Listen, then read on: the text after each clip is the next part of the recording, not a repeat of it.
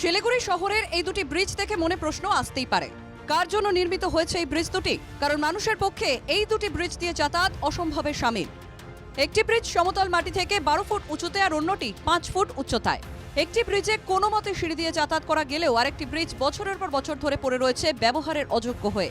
আমজনতার করের টাকা এভাবে অপচয়, প্রশ্ন উঠছে প্রশাসনের উদাসীনতা নিয়ে। প্রথম ব্রিজটি রয়েছে শিলিগুড়ি ঠাকুরনগরে, যেখানে ব্রিজে ওঠার জন্য ভাঙতে হয় 6টি সিঁড়ি। আরেকদিকে অবশ্য সেই সুবিধাটুকুও নেই, ব্যবহার করা হচ্ছে বস্তা।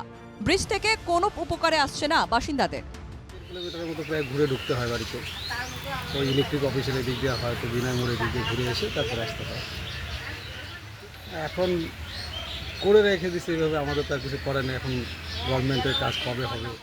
আরেকটি ব্রিজ শিলিগুড়ি 34 নম্বর ওয়ার্ডের জোড়াপানির উপর নির্মিত। এই ব্রিজটি মাটি থেকে এতটাই উচ্চতায় যে কোনোভাবেই তা ব্যবহার করা যাচ্ছে না।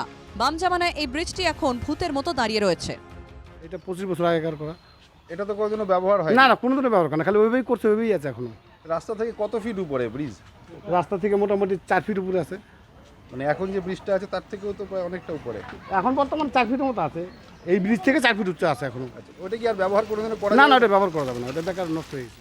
বামেদের ভুল এখন বাম জামানা স্মৃতিসৌধ হিসেবে দাঁড়িয়ে আছে, মন্তব্য তৃণমূল কাউন্সিলর রঞ্জন শীল শর্মার। করে তৈরি হলো, কেন তৈরি করলো, কালার ডিজাইন করলো, একটা ব্রিজ করে দিয়েছে, তার সঙ্গে কোনো লিঙ্ক নেই। লিঙ্ক করলেও ওই লিঙ্ক কাজ হবে বলে মনে হয় না, কিন্তু ওইভাবেই পড়ে আছে। এটা কেন করলো এটা বুঝতে পারছি না। বাম আমলের অনেক অমূল্য কৃতি আছে, তার মধ্যে এই একটা সৌধ হিসাবে দাঁড়িয়ে আছে। বোঝা নিয়ে মানুষ সিঁড়ি বেয়ে উঠে তবে ব্রিজটায় পার হয়ে আবার ওইভাবে নামতে হচ্ছে। ওটা একটা প্রহসন হয়েছে, ওটা ব্রিজ তৈরি হয়নি। ওখানে পয়সা নষ্ট করেছে, সরকারের পয়সা নষ্ট। বাম জামানায় পরিকল্পনায় গলদের জেরে দুটি ব্রিজই এখন ব্যবহারের অনুপযোগী। যদিও বর্তমান শাসকের পক্ষ থেকেও সংস্কারের কোনো উদ্যোগই দেখা যাচ্ছে না। তবে যেভাবে ব্রিজটির প্ল্যানিংয়ে ভুল রয়েছে, তাদের সংস্কারের অবকাশ আদৌ রয়েছে কিনা সে প্রশ্নও থাকছে।